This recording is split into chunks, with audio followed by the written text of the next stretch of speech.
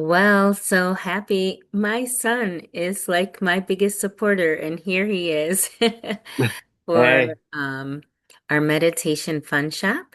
And I've got some cool stuff to share with you guys today. We're gonna just really start off our Saturday in a super chill way. We're gonna start with a meditation. Then we're going to learn a little about meditation. Then we're gonna do another short meditation. So I also want to maybe give couple more people a chance to come in, but if not, I know Christian and I are about to have a great time. So here we go.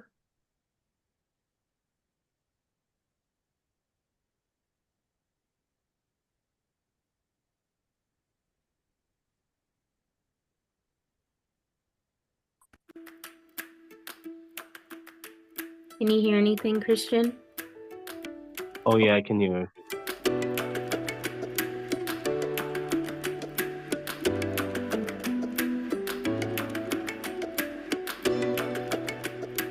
So put your hand on your heart because in this one, we're going to focus on the heart. We're going to become aware of our heart. Now, we're going to breathe in and breathe out. And I want you to imagine Yahweh's life going into your heart. So with every breath, just breathe in and maybe take a long breath, 5 seconds, and see it filling with light. Breathe out. 1, 2, 3, 4, 5. You can pause between breaths. This is a good practice as well. Breathe in, 2, 3, 4, 5. Pause. Breathe out. 2, 3, 4, 5. Pause. Breathe in. 2, 3, 4, 5. As we're breathing, just focus on the movement of your body and your heart, allowing Yahweh to love on you in this moment. With every breath, you are drawing energy from the Trinity. With every breath, you are filling your heart with light, His light, the light of life. Breathe in. 1, 2, 3, 4, 5. Breathe out. 2, 3, 4, 5. Just sense in this moment. This moment is beautiful. Now, one of the mantras I use is this: breathing in, I calm my body. Breathing out, I smile. Breathing in, I calm my body. Can you feel it shifting? Breathing out, I smile. Living in this moment, I know this is a beautiful moment. Now, very gently, I want you to think of a thing or a person or a moment where you felt joy or loved or happy. You can think about Jesus if you want. Jesus always makes me happy. I want you to think of a moment, maybe when you had a baby. Can you feel that sensation? That sensation of love, gratitude, wonder. Maybe just sense Jesus if you can't think of anything. Just sensing Jesus. Feel that emotion penetrating your heart, penetrating every cell of your body, flooding it with that emotion, love, joy, peace. That feeling when you first saw that baby, that feeling when you look at a sunset, that feeling when you put your feet in the ocean, aliveness, life, the joy of life itself. holding on to that feeling. Now pull that into your heart again. So we're going to count to 5 and pull that feeling in. Breathing in, 2, 3, 4, 5. Pulling that feeling into the very core of your being. Breathing out, 2, 3, 4, 5. Releasing it around you. You might even want to move your hands and release it into the atmosphere of the room around you. That this love is penetrating the room that you're in, the house that you're in. This frequency of love, this frequency of the heart. Breathe in, 2, 3, 4, 5. Pause, feel it, and release it. 2, 3, 4, 5. Breathing in, filling with love. Breathing out, releasing love. Keep that sweetness and stay in it. Breathing it in, resting, enjoying, being in now. All is well. You can say that to yourself. All is well, and all shall be well. Filling with light in your heart, expanding, breathing, breathing Yahweh. In him I live, in him I move.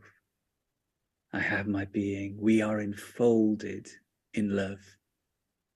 We are enfolded in light.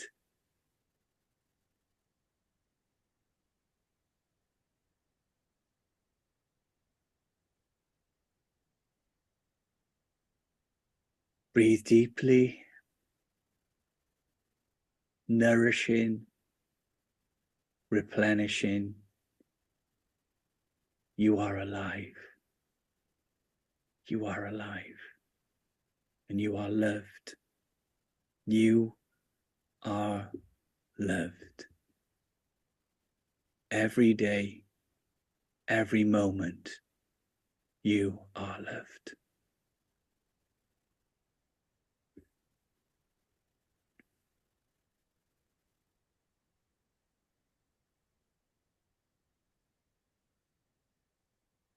Now, very gently, I invite you just to come out of this state. Just come back to your body. Maybe feel your feet on the floor, wiggle your toes, wiggle your fingers, touch your face, and just gently come back into awareness of the room. Beautiful.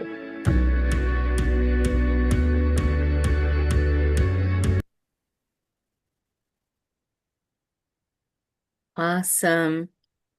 Mhm. How did you enjoy that, Christian?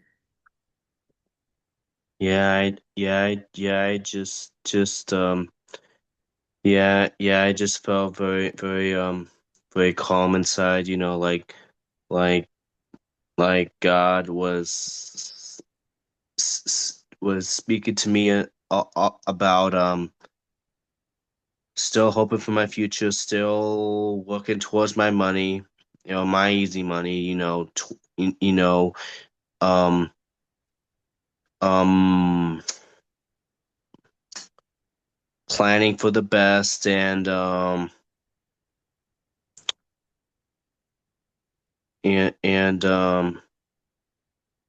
hoping to one day get to where I'm going. So, Yeah, amen. Hi, Abby. Maybe I wasn't Hi. maybe I wasn't here yet when you Oh, okay. tried. I'm not sure, but yes, so I don't know if you've met my son, Christian. This is Abby. hey, Hi. Great to Nice to see meet your you. face. nice to meet you too. Yeah, I met her at Hope Vans too, Christian. Oh, Um, so somebody else needs the link. Okay. Here we go. So, yeah, so um I guess I will let you both know neither of you were at the last retreat. I did a meditation, online meditation retreat um in September. So it's been over a month.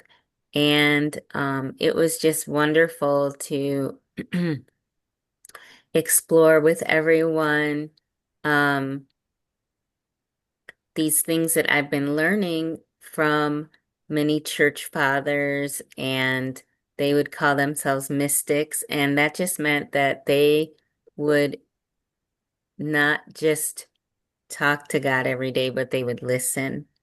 And they would listen intentionally, and they would listen for longer periods of time, which is what has come to be known as meditation. Oh, I'm sorry, I have to go to the bathroom. oh yeah, go ahead. You go. So,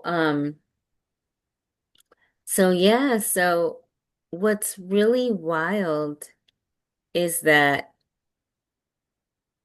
sometime at some point Satan convinced Christians that meditation was demonic and something we shouldn't do.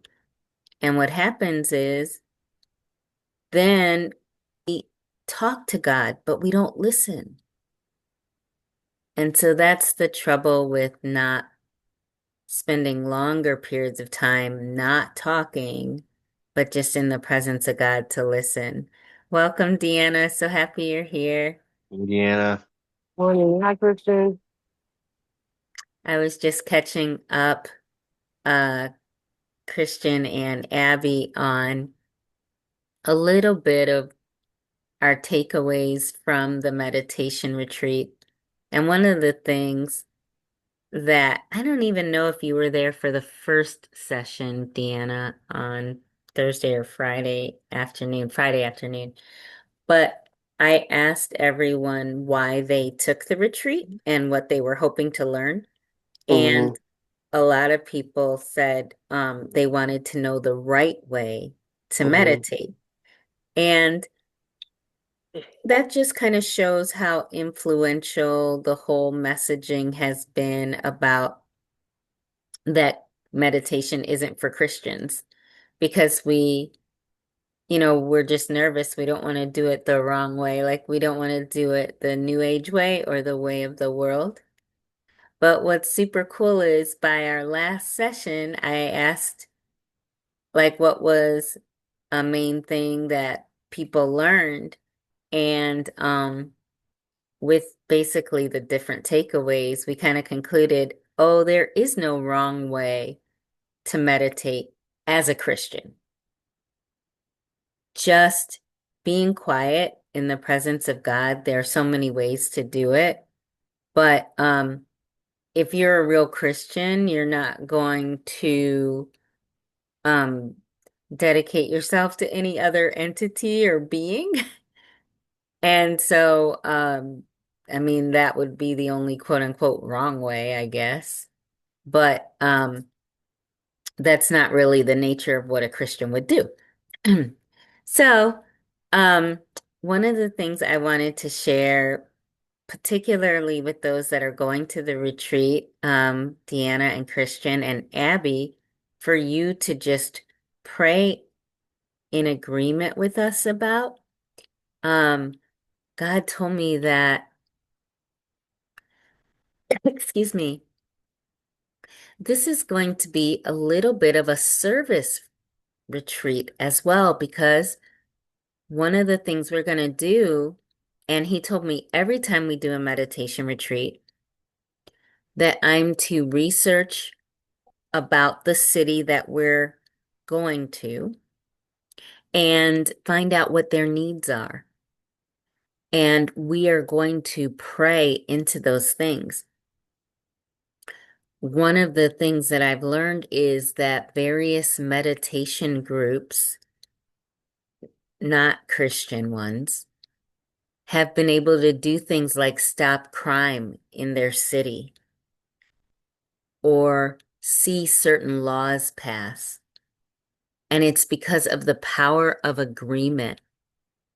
And with everybody being in the same room and the same space, they get on one heart, one mind, one accord, and they literally just envision their prayer requests together. And by by belief in their heart, they have been able to manifest these things. So I don't know if I think these are groups that meet weekly or something like that. I'm not really sure on the details, but God has put in my heart that we're going to be able to do that.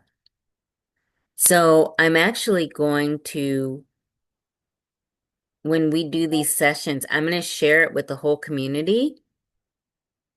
And I'm going to, even those who aren't there, and I may even go ahead and throw up a link so that those of us in the room and those online can like be in agreement for these things because we want to bless those cities that bless us. So, um, so yeah, I'm excited about that, and I wanted to mention that. And before I get into the short presentation, there's a scripture I want to read. I believe it's Matthew 24.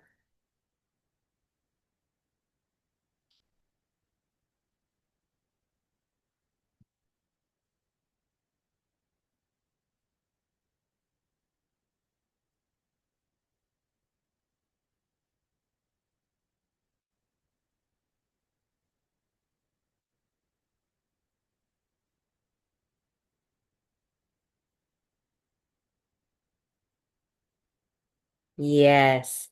Matthew 24:31. Listen to this.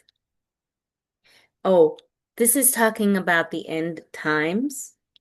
And Christian, we just read this in the daily recap, I believe, yesterday. Mm. Yeah. I'll start at verse 30.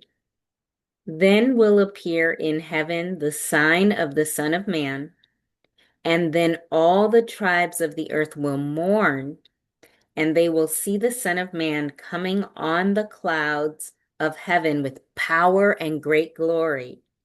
Verse 31, and he will send out his angels with a loud trumpet call, and they will gather his elect from the four winds, from one end of heaven to the other. So when uh we do a podcast called The Bible Recap, and after you read something, she recaps what you just read and kind of summarizes it, yeah? She said that the elect here, and he will send out his angels with a loud trumpet call, and they will gather his elect from the four winds, from one end of heaven to the other. She said she was implying the elect were like angels or heavenly beings or maybe the 24 elders. And so I was like, I'm looking this up. And when I looked it up, it was like electos or something was the Greek word. And it's very clearly talking about us. It's the meaning of it is the chosen ones. It's the ones that have been elected to do God's work on the earth. And we're going to be gathered from the four winds and even from the heavens, every corner of the heavens. So it just makes me think that when Christ returns, one potential way to look at it, and the way I'm looking at it anyway, is that um, we are going to really, what could I say, like move into, oh, Christian, if you're in the bathroom, turn off the camera, okay? Um, that we're going to really move into our amphibious nature. And so what I mean by that is we are created to live in both heaven and earth. And that's part of meditation. is to spend time in both places. One of the things I learned about amphibious creatures, which I just think is so amazing, I didn't realize it's not just that they can live in both water and land, but that they have to. So if a frog gets cut off from water, it's going to begin to die. If a frog in water gets cut off from land, it's going to begin to die. We, when we don't spend that time in heavenly places, when we don't spend that time listening to the Lord, then we also um will begin to die in some ways. Oh, guess what, Monique? The next chapter, Moms, meets in a half hour. Although you are very welcome to stay if you want to. It this is my Patreon group, and we're meeting about meditation.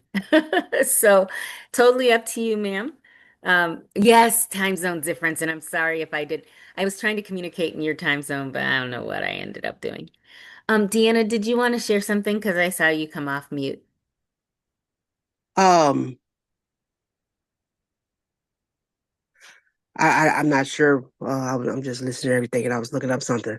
Because you was talking. I don't know if I wanted to share this, but what I was looking up was the four winds, and that's also in Ezekiel 37. You said that I was trying to find that in Matthew 24. It said Oh, Matthew 24 is verses 30 and 31 is what I read. 31 has the four winds.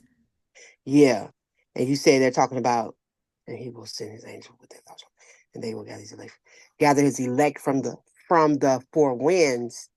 And in Ezekiel 37, when Ezekiel realized that there was no breath in the bones, he said to prophesy and say to them, "Come, breath from the four winds, Wow. and breathe into these slain that they may live." I don't know. I just thought that was important. Sorry. I think it is important. I think it's very cool. Sorry, my dog wanted to come out and I didn't want you guys to see all the movement. So, oh my goodness, that's really powerful. I'm just going to ask God that during our time of meditation that he might give us revelation on what that could be. Um, I mean, of course, it immediately makes me think of that God breathed the breath of life in Adam and he became a living soul, right? And so, the breath of God is really important. But what is this breath of the four winds that breathe life into these dry bones? That is amazing. So when we open ourselves up to meditation, I believe that God gives us access to these mysteries. Um, that he begins to open our eyes to, there are so many mysteries in the Bible, you know, and we don't really explore them because generally, if you're going to have some type of workshop, you're going to talk about stuff you know and understand. But if we're going to spend time in quiet, if we're going to spend time and open ourselves to God, being able to explain things, I believe it's either in Psalm or in Proverb. It says that it's the glory of God to conceal a matter. And some versions say glory or honor. It's the honor of kings to search it out.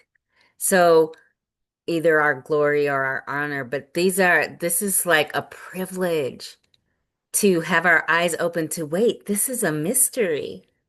And he wants to work with us to reveal it. So, let me just make sure I didn't miss anything. Okay, very good. So I'm going to go ahead into the presentation that I had. It's short, which works out great because we have just a half hour left here.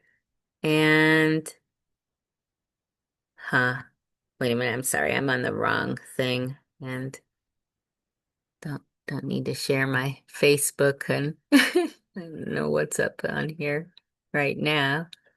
Let's see. There we go. All right. Now I'll share. Um,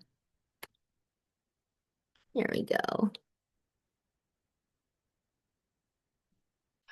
All right. So, little presentation on the mind touched by the divine. So, let me just present my full screen here. And yeah, so I guess I kind of went back and forth with the term workshop, but I love to call my workshops fun shops because it's more fun to do that. Okay, so we're going to be talking about like what happens to someone when they meditate on God in these ways. The writing, I find the writing of these different mystics is just so rich and full of mystery and invitation. So, um, oh, I know what I wanted to do first. Well, basically, I wanted you to think about what are the ways you hear from God. So actually, let me stop share. Sorry, I got a little bit ahead of myself.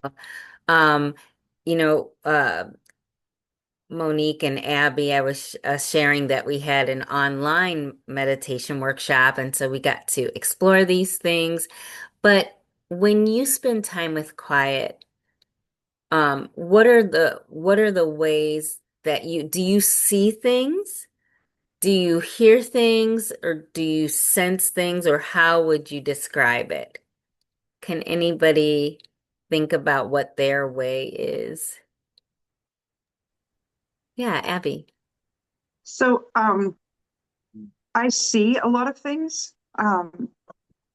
He he'll show me things like in visions or even dreams sometimes. Mhm. And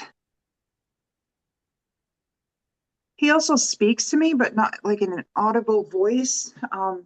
Usually it's when I'm in prayer and asking about something specific, or even throughout the day when I'm just kind of talking with him back and forth, like we can have like these conversations, but it's not like I hear like a person speaking. It's like it's almost like I can visually see the words that he's saying, Mm-hmm. you know? Interesting. Yep. Um, yeah, and then I do have that knowing also. So I guess a little bit of all of Mhm. them. Yeah. Yeah. I think it's Oh, fun to talk about, you know. Um, I think we talk about like I've been trying to discipline myself not to just say hearing God because there's a lot of like sensing, but for me it's either that I am sort of hearing, it's not an audible voice, but it would be like an internal voice. And then there are times I have visions too, definitely. Um, and that would be a little bit separate. Anyone else want to share what happens when you're quiet and what you receive? How do you receive, Deanna? Definitely audible. Um, that's the most common, and it is a voice. I hear clear as day. Um, I kind of envy people who have visions and stuff because I don't. I would like to experience that, but I do want to. I don't know if this is a confession or a prayer request came to my mind. It's something I need to throw out there, and that is that I do have. This is hard to say. Visions that are not godly, Hmm. very, very often, and it's been happening. I don't know how long it's been happening my whole life. Um, but I just realized it this year, so I've lifted it up to the Lord this year. And watch this. So what I'll do is, somebody told me it was a vision. I just feel like it's just a video in my head. But anyway, um, I'm gonna call it a video. I will because now that I know that I realize that it's there. I jump into the video and change it. Um, Interesting. and it takes a lot of energy to do that. It takes more energy to of course to change it than it is does to just let it play out. It's getting into the point of being aggravating now. I don't know if it's doing happening more because I'm noticing it more or what, but I don't know if I'm changing the subject, but I definitely hear God's voice clear as day. Um, I might have a dream once a year, but as far as these visions, like randomly as I'm driving down the road often, and so I'm having to fight against that. But yeah, that's what I have to say. Yeah, so this is so wonderful. Thank you so much for sharing. One thing I want to share, well, two things I want to share on what you said, because if we don't talk about it, we don't get you know what I mean? We don't get any revelation on these things, and this isn't something that Christians talk about very often. So, the one thing that I wanted to share was how to trigger more visions. So, one of the things I learned about dreams, and I know that this is true about anything because what you focus on grows. And I did see your hand, Monique, so I'm totally getting to you. But you know, what you focus on grows, and what you're grateful for, you get more of. And it's kind of like death and life are in the power of the tongue, and those that love it will eat the fruit type of a thing. Even though people would say, well, I'm not grateful for the negative things that happen, but they talk about them a lot. And that's kind of like a signal, like it's what you're giving energy to, right? And so you're breathing more life into it. So anyway, I used to very, very rarely remember my dreams. The only dreams I would remember were recurring dreams that I would have, and they were pretty short visions. I'm talking about as a child. And as I got older, I couldn't hardly remember any dreams, except there are still actually, there's one dream from my childhood that recurs. But um anyway, I started dreaming more by writing down anything in regard to dreams. So, for example, if I knew I had a dream but I didn't remember it, I'd write it down and I'd date it to show God I'm paying attention and that I want more. And so I've had quite a number of dreams. Now, I would say it is likely not a primary way that God necessarily wants to communicate with me because even though I get more, I still receive from him different. It's still not a primary way and it's not very regular. But I keep up with that discipline of writing down anything I get. Like if I remember half of it, if I remember 2 minutes of it, like I will do that. So I just wanted to share that with you. Like if you ever think, was that a vision? Write it down. Like just, just in case. And then what I wanted to share about um, the other things you're seeing, we are talking about when I say, and I don't know if you were here for this, Monique, so I'll just say this part real quick. I was describing us as amphibious beings that are meant to live both here and in the spirit world, the heavens that we cannot, see necessarily with our natural eye. And so this guy, John Eldridge, he'll call it like putting on when you go deep sea diving and you put on those special glasses to peer into the sea. Um, you're gonna see all kinds of things, right? And so, because there's one thing to kind of be in it, and there's another thing to just look at it, the spiritual world. Okay. So many of us aren't necessarily deep sea diving yet, although you've jumped into the movie, Tiana. But what I want to say is, if you're going to look into the ocean, there's stunning, gorgeous things in the ocean, and then there's scary things in the ocean because the spirit world has all of it. It has love and light and beauty, and it has death and darkness. So, um, we can't necessarily say God doesn't want us seeing those things so that we can be aware. What if somebody's being oppressed? What if there's a rescue mission involved? So I think that it's probably the same as with dreams.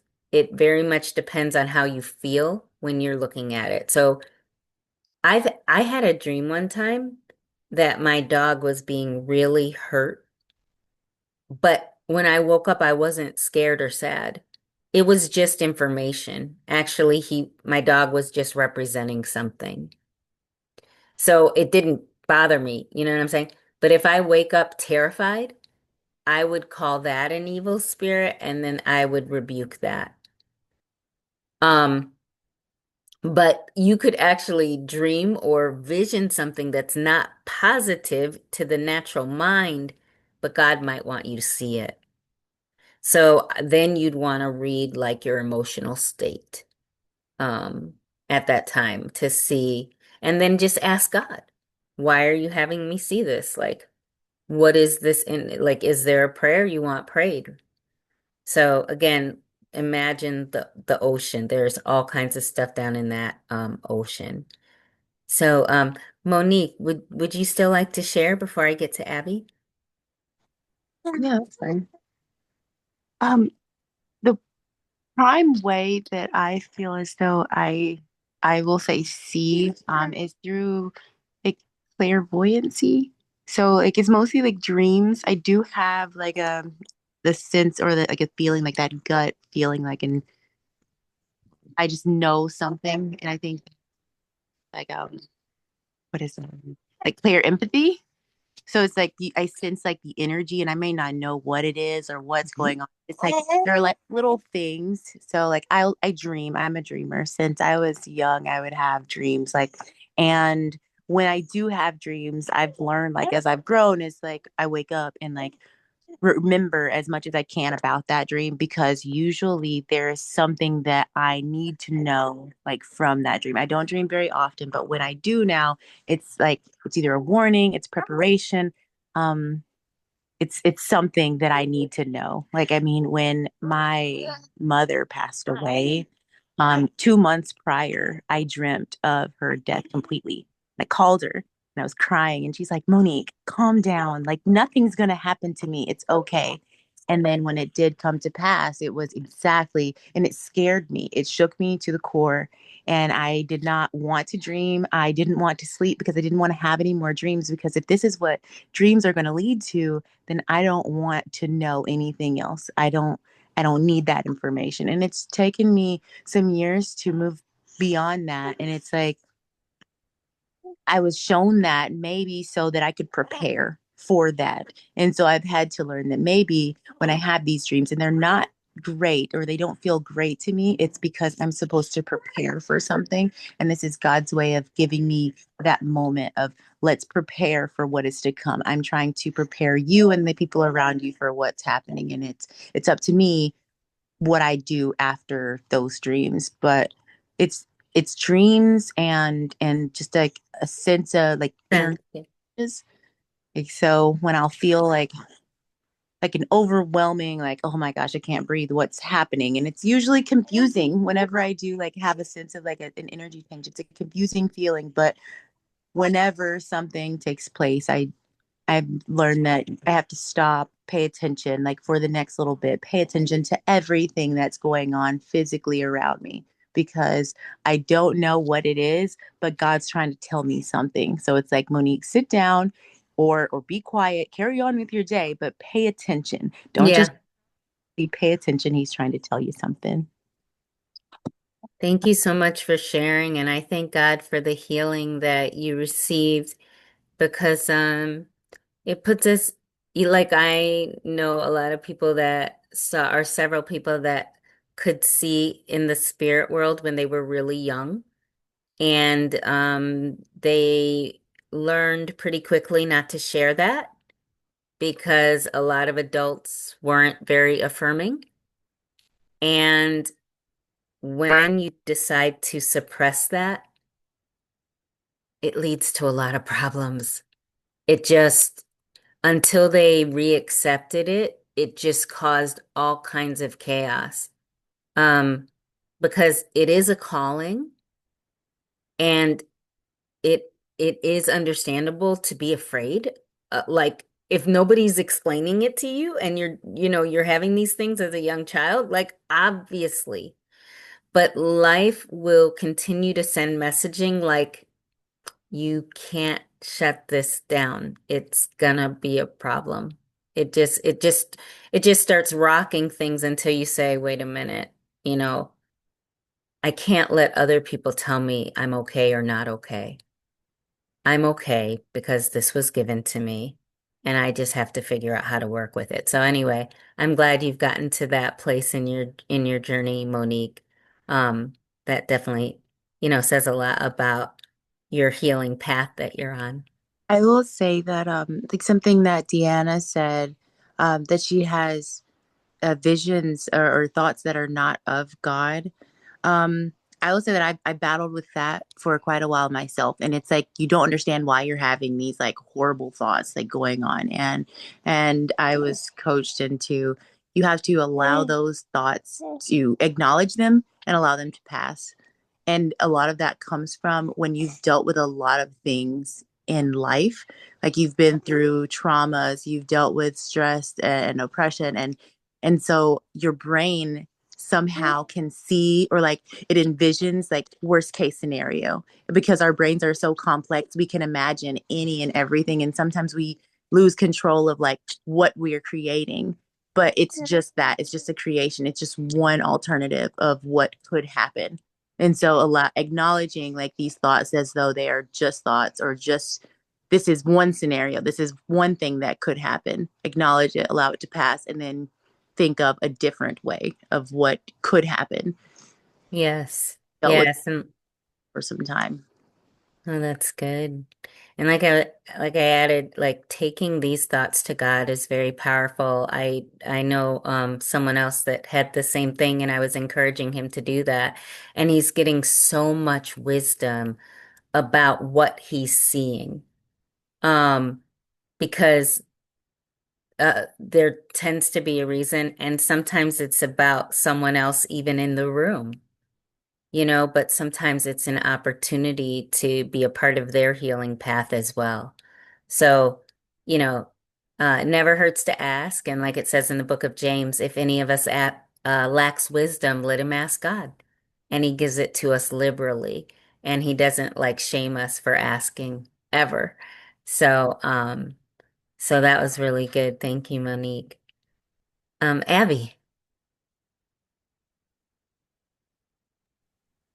So I really appreciated your description of how you said, like, kind of like when you have goggles on, you look in the water, you look in the ocean, because um, I guess I've been wondering what the heck this is, and it's really only been for the last couple of months that I've been, or maybe the last month that I've been experiencing this, and I really didn't know what it was, but and I honestly, like, I didn't want to tell anybody because I didn't want people to think I was like hearing voices and stuff, but like, um, so it's almost like I'll just be sitting in my room and all of a sudden I'll just hear like a crowd talking, like really faintly off, like kind of in the distance. And it's not natural, it's not here in the earth. But then as that goes on, I'll hear my name a lot, um, which is very odd to me, but I'll hear it in other people's voices. Like I hear it in Richard's voice and some people from my other word doers group, um, which I think is really strange. So I don't know if it's just like, are they praying for me and like that I'm hearing it, like, or am I really going crazy? You know? Yeah, no, like Monique shared, it's a powerful thing when you don't label it. I mean, I'm putting words into her mouth, but I think she would agree with that. When you just like accept when to label or to judge and to say to make one of the possibilities that you're going crazy is not like there would be other signs, not just some outlier of, Yeah. the powerful thing about dreams is that God can pass our filter. Things that we would normally judge, he can get through because we're asleep. So it's powerful when we drop that filter or that judgment when we're awake too, because then he can show us. Well, um, so one of the things I heard when you were talking was the great cloud of witnesses, which we normally think of as people that have passed on, you know, Hmm. believers that have passed on and they're cheering us on. But there's a scripture that says God is the God of the living, not the dead. So they are also alive, and we are alive. So it could be Richard and word doers, and there might be others if you're open to it. It could be like, I don't know, like your mom, or I don't know if there were believers in your family or what, but Yeah. it could be all kinds of people from your past and God encouraging. I feel like I really feel this in the spirit now, actually. Like I feel a lot of confirmation as I'm talking. I feel like God is showing you like um there are a lot of people cheering you on. There are a lot of people like, go Abby, like you can do this.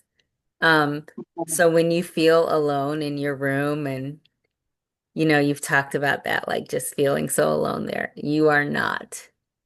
You are not alone because heaven and earth are cheering you on and they're excited about your growth and about your future. So, yeah. Thank you for saying that. Thank you. Yeah, you're welcome. I just think there's a whole world like when we did a meditation before anyone came on as Christian and I were waiting and just part of the workshop um and Christian was hearing do you remember what you heard earlier, Christian? Um, well, I heard that I heard that I heard when you I heard that in the meditation that when you close your eyes, you're thinking about what what what God's saying to you, what God provides for you, and what God provided for me was what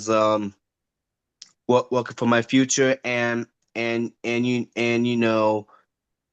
working hard toward towards my money, towards my he's motivating me. That was my thought. Yes. So I just Wow. wanted you to share that again because it was similar to what I think Abby is getting as well. And every time that Christian and I meditate together, he tends to hear just encouragement. When he shuts everything down and he just sits in the quiet, he just hears like, go for it, do it. This is great. You're gonna achieve your dreams. And so that's like so amazing, you know? Wow. To be able to tune in because I realize that these aren't just his thoughts, but it's also what he's receiving from the outside as well. So it's just like correlating and confirmation. Um, so yeah, so awesome. I'm gonna go ahead and wrap us up. We're going to do another session, which will be more time in ascension than what we did. There's all kinds of ways to meditate, and this way is called ascension by other people. And it will be led by my friend Cruz Roberts and we call it Cruising with Cruz. And he just has a beautiful way of helping everyone to just really explore the fact we know in the Bible it says we're seated with Christ in heavenly places, and we just explore that.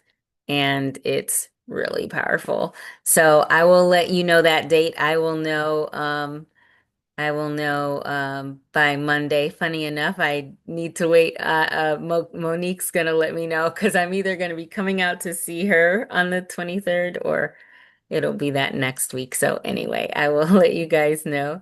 But thank you all so much for being here, for starting this exploration with me. And like I said, we'll be doing this every month. I have a whole presentation now already set for next time. We'll do a little discussion and a little of that, and we'll go further and deeper. So I appreciate you guys so much, and I will see you soon. Monique, I'm just going to stay on here while the other ladies come on. I didn't know I used the same link.